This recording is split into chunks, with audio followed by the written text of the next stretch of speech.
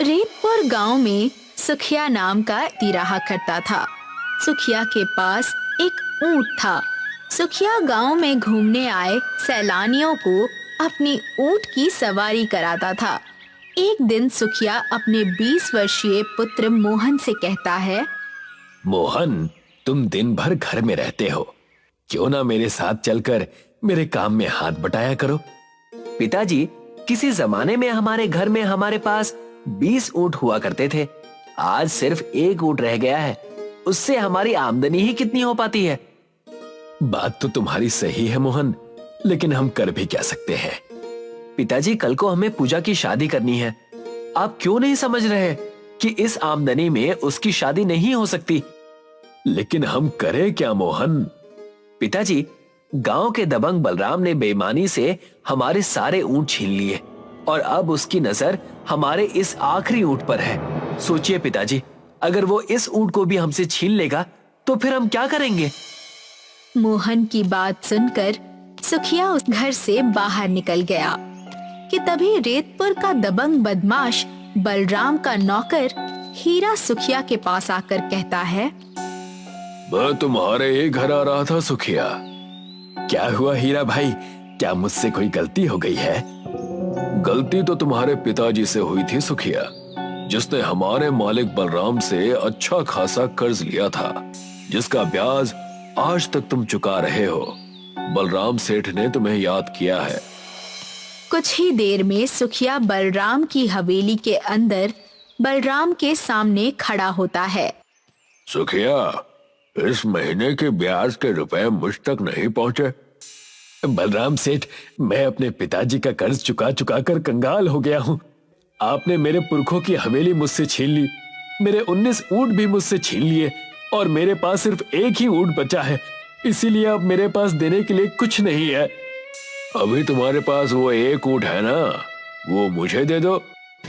ऐसा अत्याचार मत कीजिए बलराम सेठ, उसी ऊंट से तो मेरी रोजी रोटी चलती है। मेरा परिवार भूखा मर जाएगा। देखो, तुम्हारी पत्नी तो पहले ही मर चुकी है सुखिया, और तुम्हारा बेटा 20 वर्ष का हो चुका है। उससे मेहनत मजदूरी करने को क्यों नहीं कहते? बलराम सेठ, मैंने तुम्हारे जितने अत्याचार सहने थे सह लिए, लेकिन अब नहीं सहूंगा। सुखिया वहां से चला गया। सुखिया बलराम की हवेली से कुछ ही दूर चला था कि तभी एक ट्रक उसे कुचलता हुआ चला गया। सुखिया की मौके पर ही मृत्यु हो गई।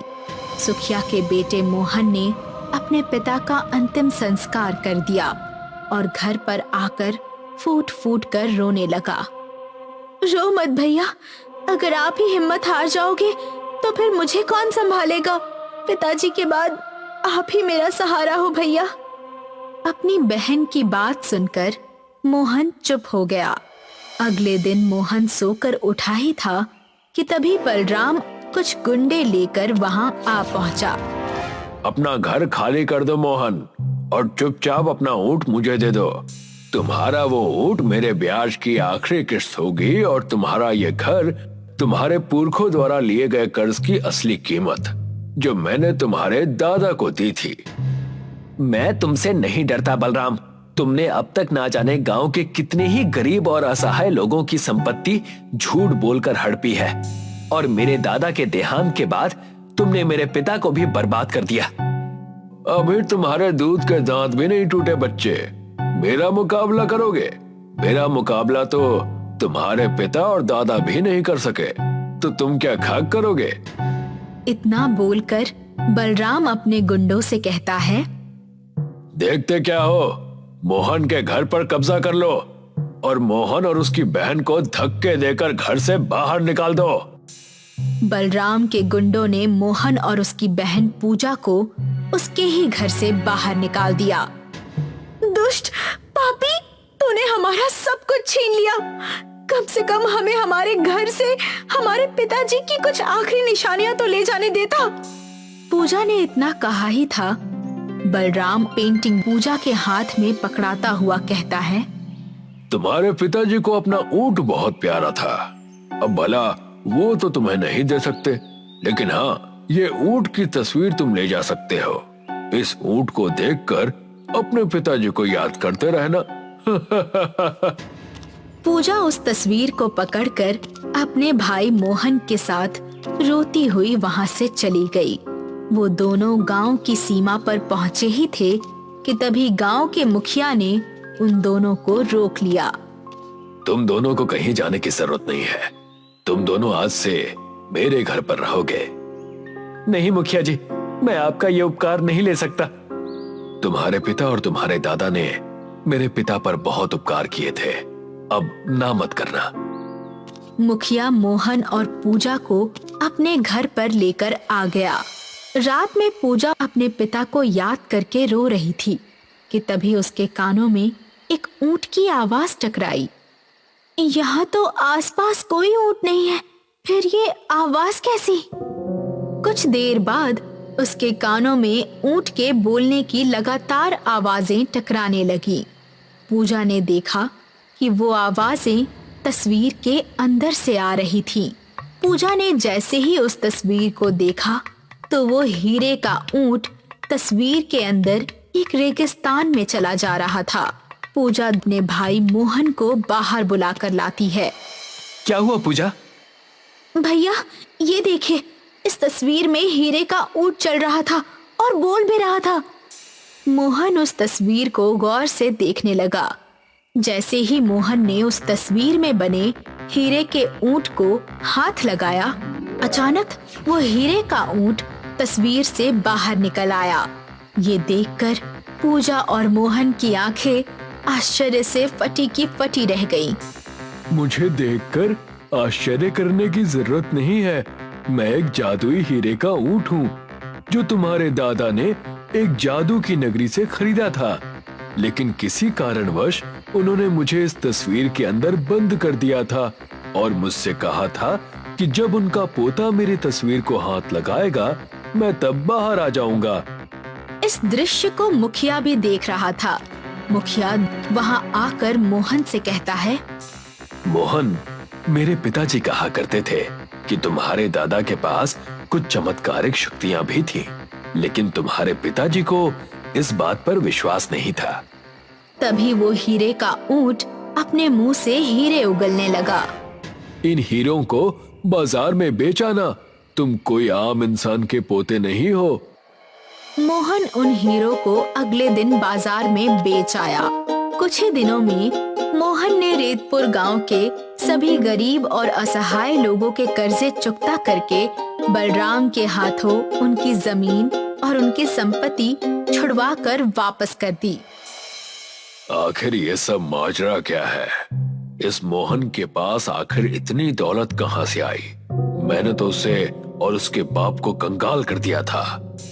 बलराम सेठ, पूरे रेतपुर गांव में चर्चा है कि मोहन के पास एक हीरे का ऊंट है।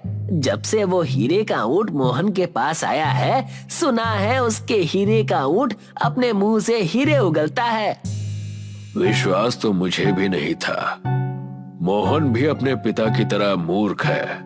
मोहन ने सारे गांव की संपत्ति मुझे 2 गुने पैसे देकर छुड़वा ली, लेकिन उसने अभी तक अपने 20 ऊंट और हवेली नहीं छुड़वाई।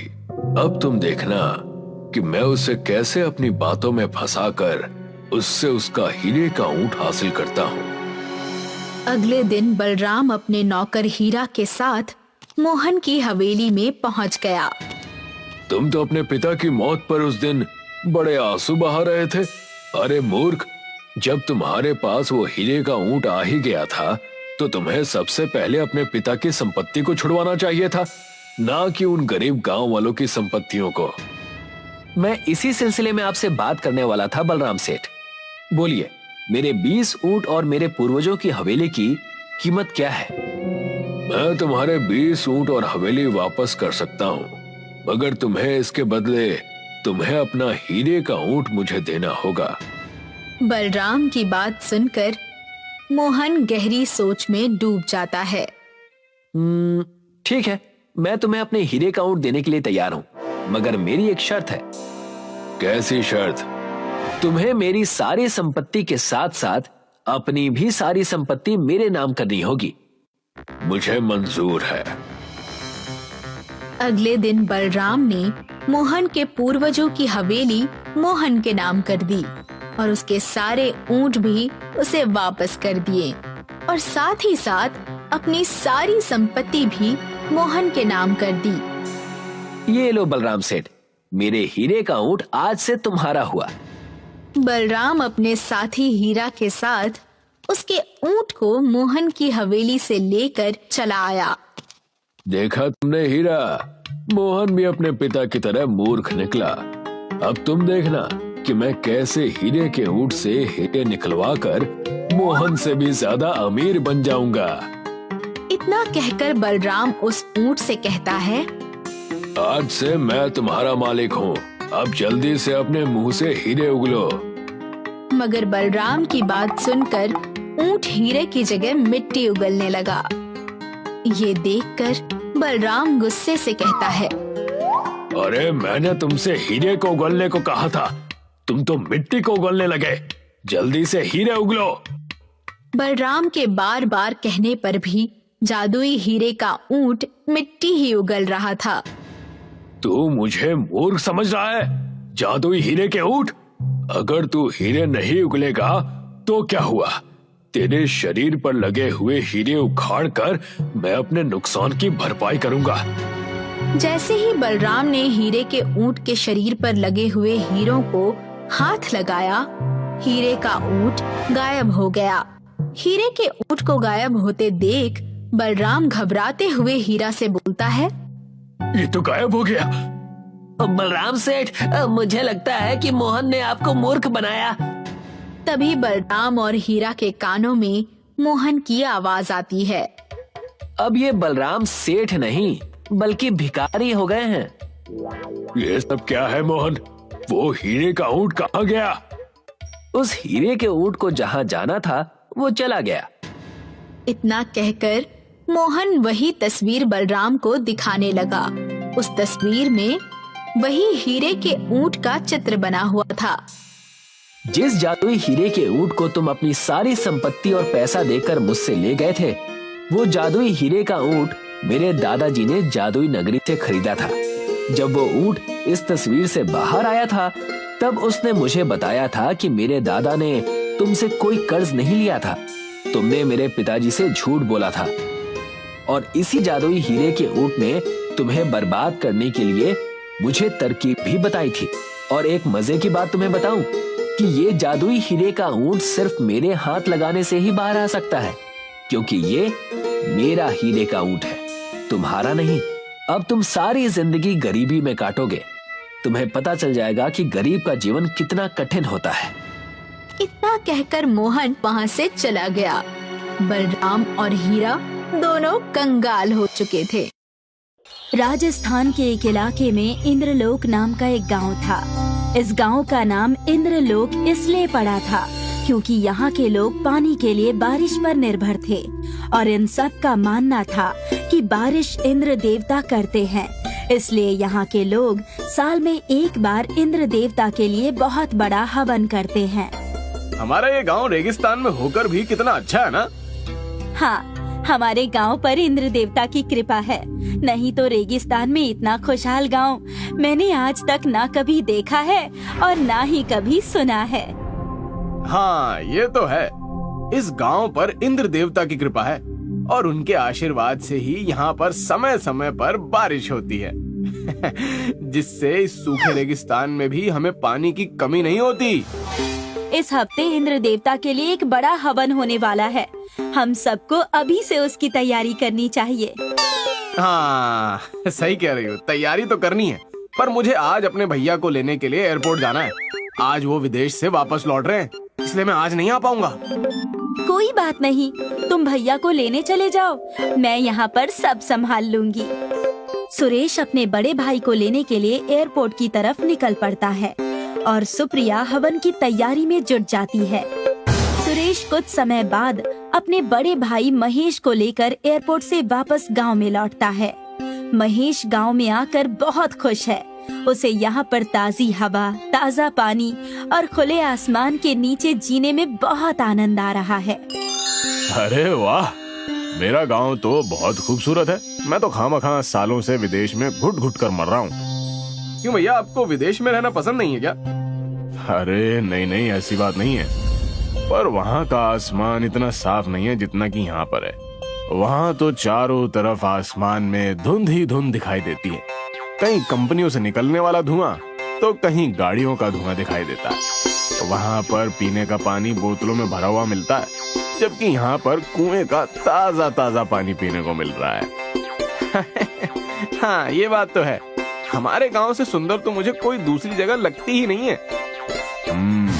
अब तो मुझे भी यही लग रहा है, मेरा तो ये गांव छोड़कर जाने का मन ही नहीं करेगा। महेश और सुरेश आपस में बातें कर ही रहे होते हैं कि तभी सुप्रिया इनके पास आती है। नमस्ते भैया। नमस्ते, कैसी हो तुम? मैं ठीक हूँ भैया, आप कैसे हैं? मैं भी ठीक हूँ, और अब यहाँ पर आकर तो मुझे और भी ठीक लगने लगा है। सुप्रिया के हाथ में एक थैला है जिसमें हवन की सामग्री है। अरे ये तुम्हारे हाथ में क्या है? भैया, हमारे गांव में हर साल इंद्र देवता के लिए एक बहुत बड़ा हवन किया जाता है। इस बार भी वो हवन होने वाला है और उसका समय अब नजदीक आ चुका है, इसीलिए उसी की तैयारी कर रही हूँ। सुप्रिया की ये बात सुनकर महेश सोच में पड़ जाता है। इंद्र देवता के लिए हवन मतलब? आपको तो पता ही है, हमारे गांव का नाम इंद्रलोक है। यहाँ पर इंद्र देवता की बड़ी कृपा है। उनके आशीर्वाद से ही यहाँ पर समय समय पर अच्छी बारिश होती है, जिससे पानी की कमी कभी नहीं होती। अरे ये सब तो मनगढ़ंत कहानियाँ हैं। क्या तुम भी आज के इस नए जमाने में इन सब फालतू बातों पर यकीन करती हो? ऐसी बात नहीं है भैया, गांव में सभी लोगों का यही मानना है और ये प्रथा आज से नहीं कई सालों से चली आ रही है। आप भी हवन में जरूर आइएगा।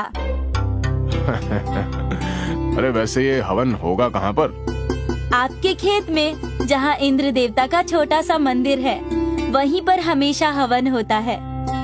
अरे सुरेश, अरे क्या तुम मुझे वो मंदिर दिखा सकते हो भाई? हाँ भैया चलिए।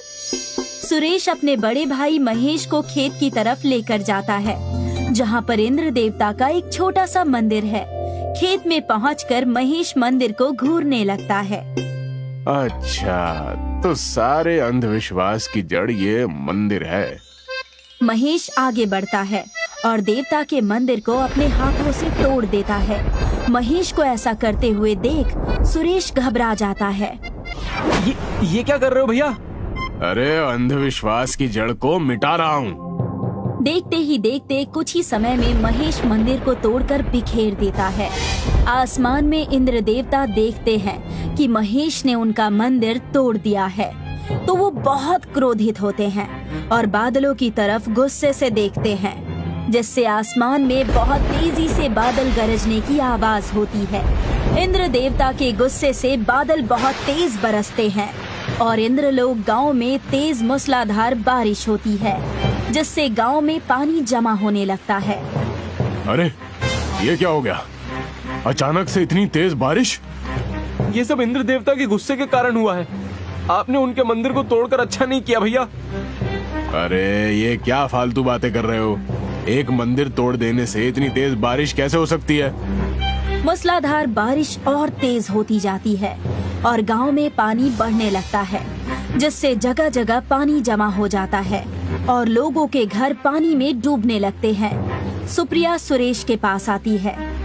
अरे गांव में इतनी तेज बारिश कैसे हो गई? ये सब महेश भैया की वजह से हुआ है। उन्होंने इंद्र देवता के मंदिर को तोड़ दिया और अब पूरे इंद्रलोक गांव को इसका परिणाम भुगतना पड़ रहा है। ये देखो, मैं इंद्र देवता की मूर्ति को उठा लाया हूँ। ये तो महेश भैया के हाथों से बहुत बड़ा पाप हो गया है। हमें जल्दी ही कुछ करना होगा, नहीं तो पूरा गांव बाढ़ की चपेट में आ जाएगा और सब कुछ तबाह हो जाएगा। सुप्रिया और सुरेश दोनों पुराने मंदिर वाले खेत में जाते हैं और मंदिर वाली जगह पर इंद्र देवता की मूर्ति को रखकर उनके सामने प्रार्थना करने लगते हैं। हे इंद्र देवता, हमें माफ कर दीजिए। महेश भैया की गलती की सजा पूरे गांव को भुगतनी पड़ रही है। हे इंद्रदेव, मैं अपने भैया की तरफ से माफी मांगता हूँ। वो बचपन से ही बाहर शहर में रहे हैं, इसलिए उन्हें हमारे गांव की हवन प्रथा अंधविश्वास लगती है। उन्हें माफ कर दीजिए। हम आपका मंदिर फिर से बनवा देंगे। मैं एक मिस्त्री को जानती हूँ। जल्दी से उन्हें बुलाकर इसी जगह पर नया मंदिर बनाने के लिए कहती हूँ।